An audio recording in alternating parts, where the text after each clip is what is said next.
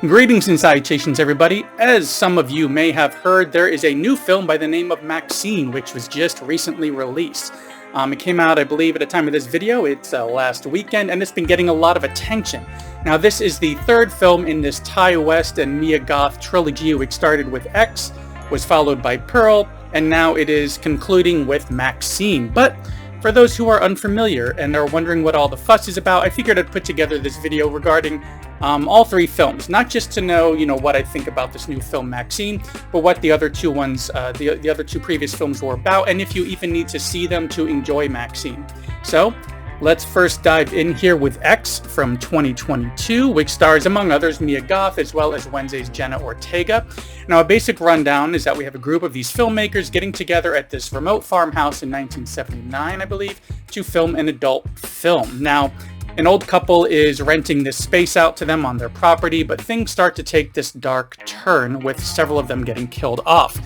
Now, this is a very slow build, in my opinion, because we're kind of spending a lot of time getting to know these characters who are making this film.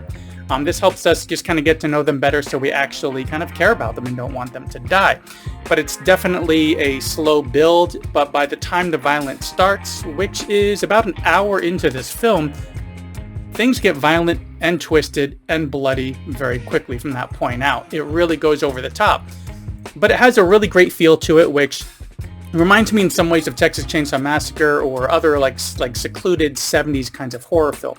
We also have some really great makeup effects in this, especially with Mia Goth, because not only does she play Maxine, one of the stars of this adult film, but she also plays the old woman Pearl.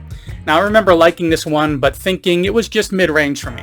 I would still recommend it, of course, because it does have that throwback 70s horror feel to it and is definitely a good slasher. I just wasn't really wowed by it. But later that year, they released the prequel, Pearl, which centers on that old woman, Pearl, from X, when she was younger. So Mia Goth is reprising this role now, playing Pearl when this story takes place in about 1918. So the Spanish flu is taking hold, and she's spending most of her time kind of staying safe at home, only doing limited quick trips into town, wearing a mask and everything, while her husband is off to war. Also, her father was stricken by this stroke, and he cannot move or communicate, so she's needing to assist him, while living with her very overbearing and abusive mother, who's just really bringing the hammer down on her hard. Now, this one plays much more like a drama, in my opinion, kind of seeing Pearl as she's younger with her dreams of becoming a dancer and going off to tour, while she's being stuck at home taking care of her father and waiting for her husband to come back from war. So this gives us this great background about that Pearl character from X, and as we even have this really amazing monologue toward the ending that Mia Goth delivers as she's kind of confessing some stuff to a friend of hers about what's been happening with her on the farm, what she's thinking about. Basically, we're getting to see her slowly lose her mind and give in to like this dark side that's been growing underneath. Now, this is basically an entry just to tell us about Pearl and how she and her husband ended up being the way that they were by the time we meet up with them again in X, when they were renting out this farmhouse. And it's interesting to see this farmhouse and the surrounding property because between these two films, there's roughly a 60-year time gap, so we get to see when this property was very new and is upkept very well. It looked really beautiful. And then fast forwarding in the previous film in X to see it in the late 70s when it's a bit run down because these old folks can't really take care of it that well. But then after that, we now have Maxine. This is the one that just came out this past weekend. This follows our final girl, Maxine, from X, the one that was played by Mia Goth, as she continues her path towards becoming a star in Hollywood. She's definitely haunted by her past, and having survived that situation from the film X, she was one who got away.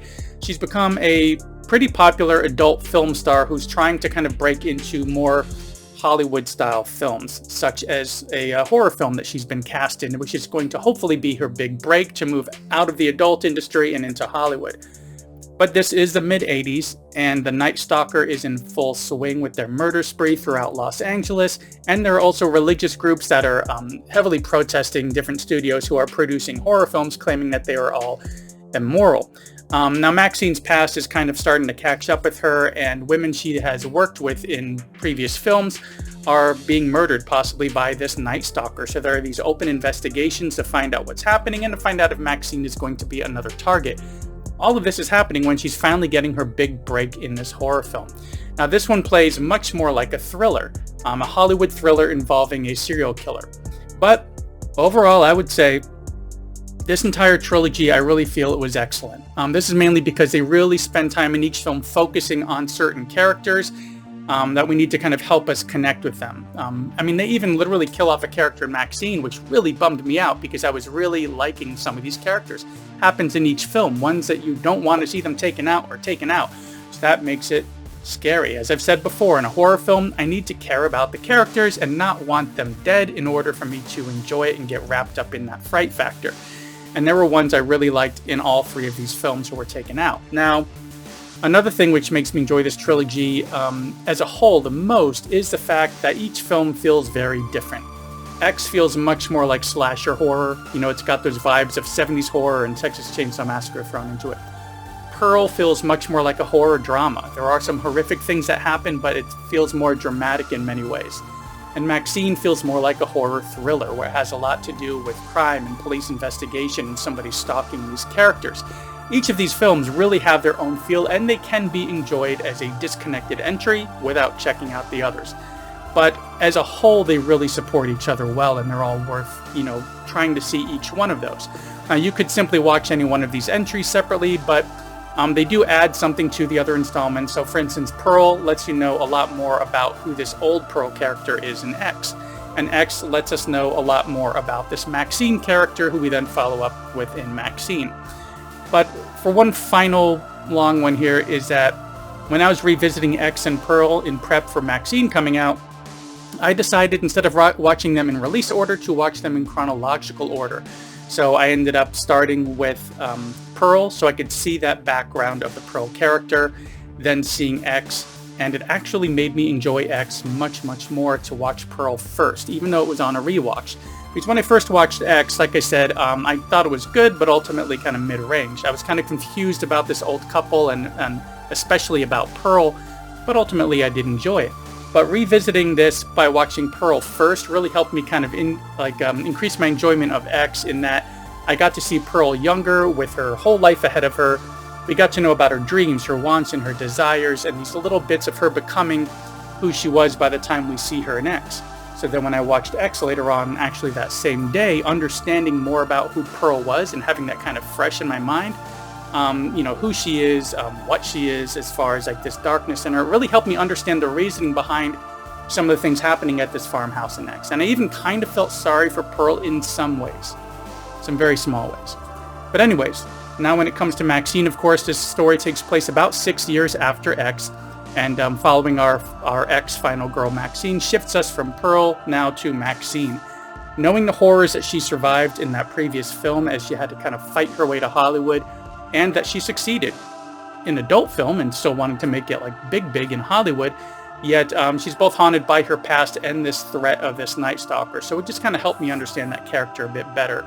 So, by the time we get to Maxine, it really gives us a wrapped up ending, which, for this entire trilogy, in such a way that I don't want any other entries. I think everything is very self-contained here, but I would recommend, whether you haven't seen these before or even if you're just going to revisit them, is to watch them in chronological order. Start with Pearl, move on to X, and then hop into the theater to see Maxine. I feel that the story arc works out much better like that, and it's kind of like the best way to check them out. And speaking of checking out, thanks for checking out this quick video here about X, Pearl, and the final entry, Maxine.